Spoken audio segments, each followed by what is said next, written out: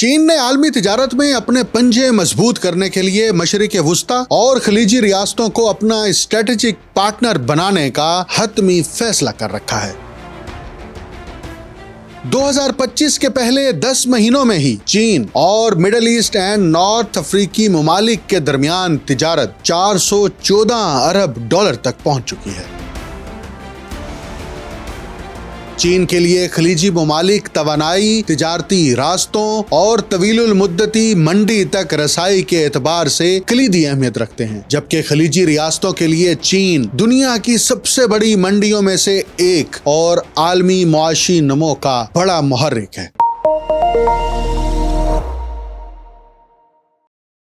آپ دیکھ رہے ہیں انٹولڈ سٹوری ود ڈاکٹر اکمل سومرو۔ عراق اور افغانستان میں طویل اور تھکا دینے والی فوجی الجھنوں کے باعث اوباما انتظامیہ نے 2011 میں اپنی عالمی حکمت عملی میں ایک نمایاں تبدیلی کا اعلان کیا تھا، جسے ایشیا بحر الکاہل کی جانب اسٹریٹجک ری بیلنس کا نام دیا گیا۔ اس فیصلے کے پس منظر میں یہ حقیقت کار فرما تھی کہ اسی خطے میں چین تیزی سے واشنگٹن کا سب سے بڑا اور فیصلہ کن حریف بن کر ابھر رہا تھا۔ امریکہ کے 1940 کی دہائی سے قریبی اتحادی سمجھے جانے والے خلیجی ممالک نے بھی اس اسٹریٹجک پیغام کو بخوبی سمجھ لیا۔ اگرچہ انہوں نے امریکی سلامتی کے حصار کو ترک نہیں کیا، تاہم انہوں نے اپنی حکمت عملی کو یک رخی رکھنے کے بجائے متوازن بنانے کا راستہ اختیار کیا اور چین کے ساتھ کہیں زیادہ گہرے اور ہمہ گیر معاشی تعلقات استوار کرنا شروع کر دیے۔ مشرق کی جانب یہ معاشی رخ چین کی بڑھتی ہوئی طلب، سرمایہ کاری کی صلاحیت اور صنعتی برآمدات کے باعث رفتہ رفتہ خلیجی خطے کی معاشی ساخت کو اثر نو تشکیل دینے لگا۔ اس بدلتے ہوئے توازن طاقت کی جھلک 12 سے 16 دسمبر کے دوران واضح طور پر دیکھنے میں آئی، جب عوامی جمہوریہ چین کے وزیر خارجہ وانگ یی نے متحدہ عرب امارات، سعودی عرب اور اردن کا دورہ کیا۔ سرکاری بیانات اور میڈیا رپورٹنگ میں تجارت اور سرمایہ کاری کے فروغ، توانائی کے شعبے میں تعاون اور بیلٹ اینڈ روڈ انیشیٹو سے منسلک منصوبوں کو مرکزی حیثیت دی گئی۔ ریاض میں وانگ یی نے نہ صرف چین اور خلیجی تعاون کونسل کے درمیان طویل عرصے سے زیر التوا آزاد تجارتی معاہدے کو جلد حتمی شکل دینے پر زور دیا، بلکہ چین کو خلیجی ممالک کی ترقی کے لیے ایک قابل اعتماد شراکت دار بھی قرار دیا۔ اس پورے عمل کے نتیجے میں خطے میں ذمہ داریوں اور کرداروں کی ایک واضح تقسیم ابھر کر سامنے آ چکی ہے۔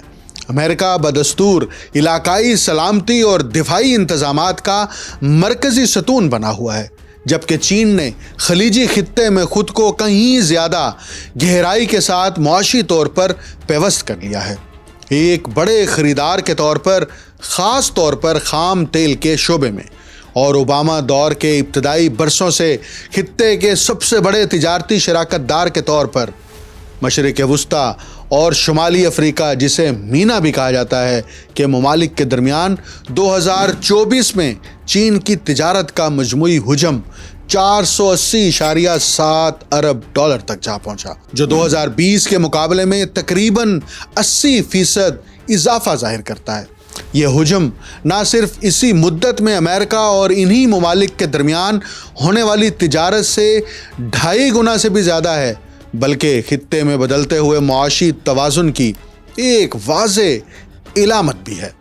2025 کے تازہ ترین اعداد و شمار، جن میں اکتوبر تک کے اعداد و شمار شامل ہیں، مزید اضافے کی نشاندہی کی گئی ہے۔ رواں سال کے پہلے 10 مہینوں میں ہی چین اور مینا ممالک کے درمیان تجارت 414.8 ارب ڈالر تک پہنچ چکی ہے، جو اس رجحان کے تسلسل کو ثابت کرتی ہے۔ عراق اس امر کی ایک نمایاں مثال فراہم کرتا ہے کہ چین نے کس طرح خطے میں اپنے معاشی روابط کو وسعت دی ہے۔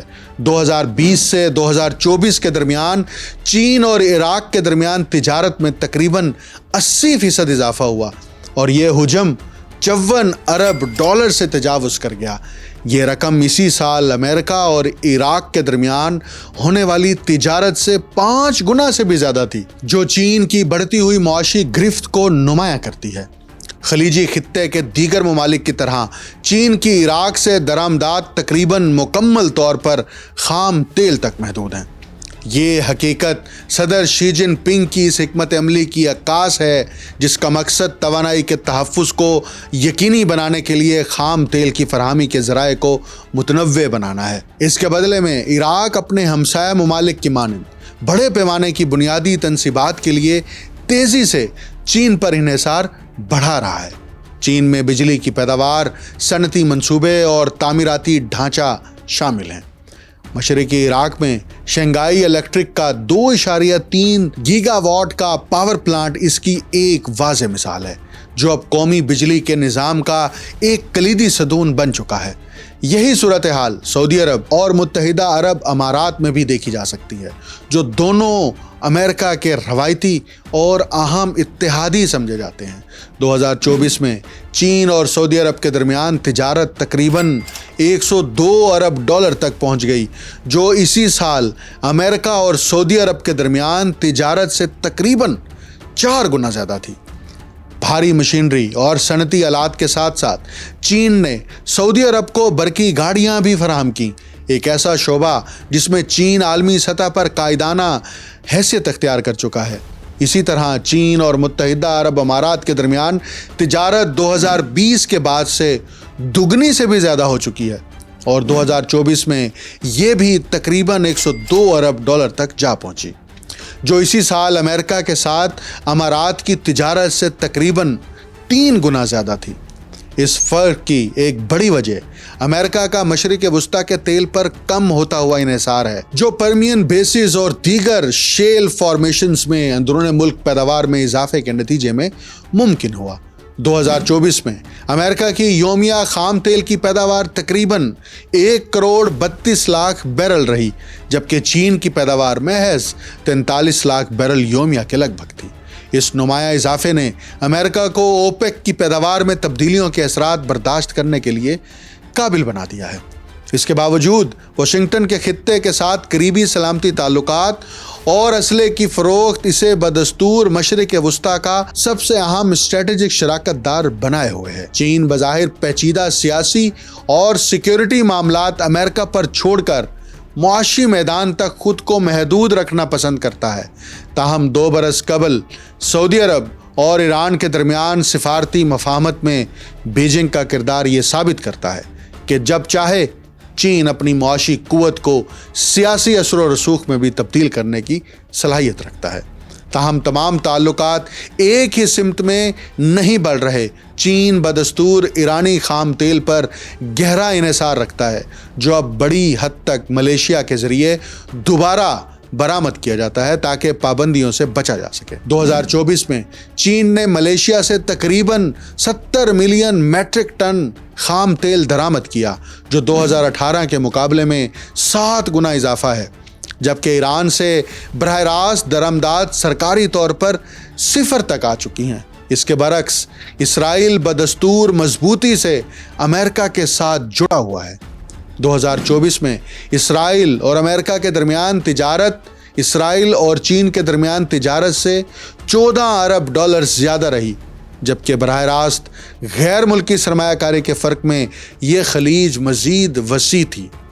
2024 میں امریکہ کی اسرائیل میں براہ راست سرمایہ کاری $52.7 ارب تک پہنچ گئی، جو 5 سال قبل $41.3 ارب تھی۔ اس کے مقابلے میں چین کی سرمایہ کاری محض $2.5 ارب رہی، ایک ایسا فرق جو غزہ جنگ پر بیجنگ کی تنقید اور بیلٹ اینڈ روڈ انیشیٹو کے تحت کم ترقی یافتہ منڈیوں پر چین کی توجہ کے باعث مزید بڑھ گیا۔ اسی طرح چین اور خلیجی تعاون کونسل کے رکن ممالک کے درمیان آزاد تجارتی معاہدے پر مذاکرات 2 دہائیوں سے زائد عرصے سے جاری ہیں، مگر اب پہلی مرتبہ یہ تاثر ابھر رہا ہے کہ یہ طویل سفارتی عمل اپنے فیصلہ کن مرحلے میں داخل ہو چکا ہے۔ چین کے اعلیٰ سفارتکار اور وزیر خارجہ وانگ یی کے مشرق وسطیٰ کے حالیہ 3 ملکی دورے، جن میں 2 خلیجی ریاستیں شامل تھیں، کے بعد یہ سوال شدت اختیار کر گیا ہے کہ آیا یہ معاہدہ اب بالآخر حتمی شکل اختیار کرنے جا رہا ہے۔ چینی وزیر خارجہ نے اس معاہدے کی فوری ضرورت پر زور دیتے ہوئے کہا کہ ایسے وقت میں جب دنیا بھر میں تحفظ پسندی کا رجحان بڑھ رہا ہے اور آزاد تجارت شدید دباؤ کا شکار ہے، اس نوعیت کے معاہدے غیر معمولی اہمیت اختیار کر چکے ہیں۔ ان کے مطابق موجودہ عالمی معاشی ماحول میں تجارتی رکاوٹوں کو کم کرنا اور منڈیوں کو مستحکم بنانا وقت کی اہم ضرورت ہے۔ ریاض میں خلیجی تعاون کونسل کے سیکرٹری جنرل جاسم محمد البدوی سے ملاقات کے دوران وانگ یی نے کہا کہ اب بنیادی شرائط تقریباً پوری ہو چکی ہیں اور وقت آ گیا ہے کہ اس معاہدے کو حتمی شکل دینے کے لیے آخری اور فیصلہ کن قدم اٹھایا جائے۔ ان کے یہ ریمارکس اس لحاظ سے غیر معمولی ہیں کہ پہلی بار کسی چینی اعلیٰ عہدیدار نے واضح طور پر اس معاہدے کو آخری مرحلے میں داخل قرار دیا ہے۔ وانگ یی کا یہ دورہ متحدہ عرب امارات سے شروع ہوا، جس کے بعد وہ سعودی عرب اور پھر اردن گئے۔ ابو ظہبی میں متحدہ عرب امارات کے نائب وزیر اعظم اور وزیر خارجہ شیخ عبداللہ بن زید ال نہیان سے ملاقات کے دوران انہوں نے امارات پر زور دیا کہ وہ آزاد تجارتی معاہدے کے مذاکرات کی جلد تکمیل میں فعال کردار ادا کریں۔ چین اور خلیجی تعاون کونسل، جس میں بحرین، کویت، عمان، قطر، سعودی عرب اور متحدہ عرب امارات شامل ہیں، نے 2004 میں آزاد تجارتی معاہدے کے فریم ورک کا اعلان کیا تھا۔ یہ ان اولین علاقائی تجارتی معاہدوں میں سے ایک تھا جن کا تعاقب چین نے کیا، جس کا مقصد اشیاء اور سروسز کی تجارت کے ساتھ ساتھ سرمایہ کاری کو فروغ دینا تھا۔ 2004 سے 2009 کے درمیان مذاکرات کے کئی دور منعقد ہوئے اور 2009 تک دونوں فریقین تقریباً 97% امور پر منڈیوں تک رسائی پر اتفاق رائے تک پہنچ چکے تھے۔ تاہم اس کے بعد یہ عمل تعطل کا شکار ہو گیا جو تقریباً 6 برس تک جاری رہا۔ 2016 میں مذاکرات دوبارہ شروع ہوئے اور اسی سال دونوں جانب سے عمل کو تیز کرنے کی کوششوں کے تحت وفود کے درمیان 4 ملاقاتیں ہوئیں، لیکن اس کے باوجود معاہدہ حتمی شکل اختیار نہ کر سکا۔ تازہ ترین مذاکرات اکتوبر میں منعقد ہوئے جو بات چیت کا 11واں دور تھا۔ جاری کردہ اعلامیے کے مطابق اس موقع پر متعدد اہم نکات پر اتفاق رائے حاصل کیا گیا۔ ماہرین کے مطابق آزاد تجارتی معاہدہ دونوں فریقوں کے لیے تجارتی رکاوٹوں میں کمی اور کاروباری ماحول میں پیش گوئی کے قابل استحکام پیدا کرے گا۔ چین کے لیے خلیجی ممالک توانائی، تجارتی راستوں اور طویل المدتی منڈی تک رسائی کے اعتبار سے کلیدی اہمیت رکھتے ہیں، جبکہ خلیجی ریاستوں کے لیے چین دنیا کی سب سے بڑی منڈیوں میں سے ایک اور عالمی معاشی نمو کا بڑا محرک ہے۔ اعداد و شمار اس بدلتی ہوئی معاشی حقیقت کی واضح تصویر پیش کرتے ہیں۔ 2004 میں چین خلیجی تعاون کونسل کا تیسرا بڑا تجارتی شراکت دار تھا اور 2 طرفہ تجارت کا حجم 24.7 ارب ڈالر تھا۔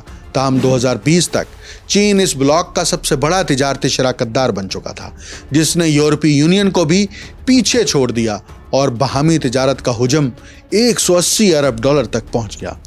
6 ممالک پر مشتمل کسی بلاک کے لیے چین جیسے بڑے معاشی کھلاڑی کے ساتھ معاہدہ طے کرنے میں وقت لگنا فطری امر ہے۔ ماہرین کے بقول اسے ناکامی کے طور پر نہیں دیکھا جانا چاہیے، بلکہ یہ اس پیچیدگی کی عکاسی کرتا ہے جو 6 مختلف خلیجی معیشتوں کو چین کے ساتھ ہم آہنگ کرنے میں درپیش ہوتی ہے۔ ماہرین کا کہنا ہے کہ آزاد تجارتی معاہدہ محض ٹیرف تک محدود نہیں ہوتا، بلکہ اس میں معیارات، خدمات، سرمایہ کاری کے طریقہ کار اور دیگر کئی حساس پہلو شامل ہوتے ہیں۔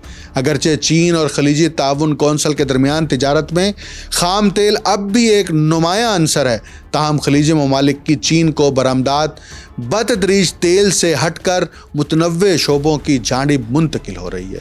ان میں پیٹروکیمیکل مصنوعات، اعلیٰ ٹیکنالوجی پر مبنی اشیاء، ایروسپیس سے متعلق صنعتیں اور گرین ڈیولپمنٹ جیسے ابھرتے ہوئے شعبے شامل ہیں، جو خلیجی معیشتوں میں ساختی تبدیلی کی نشاندہی کرتے ہیں۔ یہ رجحان نہ صرف خلیجی ممالک کے معاشی تنوع اور اصلاحات کے ایجنڈے کو تقویت دیتا ہے، بلکہ چین کو ایک طویل المدتی ترقیاتی شراکت دار کے طور پر بھی مستحکم کرتا ہے۔ ماہرین کا کہنا ہے اس نوعیت کا تعاون اسٹریٹجک شراکت داری کے درجے کو بلند کرے گا اور جدت मुश्तरका तरक्की और मुतवाज़िन मफादात पर मबनी एक ज़्यादा हमआहंग ताल्लुक़ की बुनियाद रखेगा। जूँ जूँ खलीजी रियासतें अपनी मईशतों को हाइड्रोकार्बन बरामदात पर इन्हिसार से निकालने की कोशिश कर रही हैं, ब्लॉक के अंदर क़यादत ने अपने कौमी तरक्याती अहदाफ को चीन के पेश करदा बेल्ट एंड रोड इनिशिएटिव के साथ हमआहंग करना शुरू कर दिया है। ताहम इसके बावजूद अगरचे 6 खलीजी ममालिक इज्तमाई तौर पर मुज़ाकरात कर रहे हैं, दाखिली और ख़ारजी पॉलिसी तरजीहात में इख्तलाफात बदस्तूर मौजूद हैं। मिसाल के तौर पर सऊदी अरब, जो इस ब्लॉक का सबसे ज़्यादा आबादी वाला मुल्क है, अपनी तवज्जो एक मजबूत सनती ताकत बनने और मकामी अफरादी क़ुव्वत के मौसर इस्तेमाल पर मरकूज़ किए हुए हैं। इस तनाजुर में निस्बतन कम लागत वाली चीनी मसनूआत की आज़ादाना दरामद सऊदी अरब के दाखिली सनती विजन और मकामी पैदावार के अहदाफ से मुतसादिम हो सकती है। इसके बरक्स मुत्तहिदा अरब अमारात को ऐसी तशवीश दरपेश नहीं, क्योंकि इसकी आबादी का तकरीबन 88% हिस्सा गैर मुल्की कारकुनों पर मुश्तमिल है, जिसके बाइस वो आलमी तिजारत और बैरूनी मसनूआत के लिए निस्बतन ज़्यादा खुला और लचकदार मॉडल रखता है।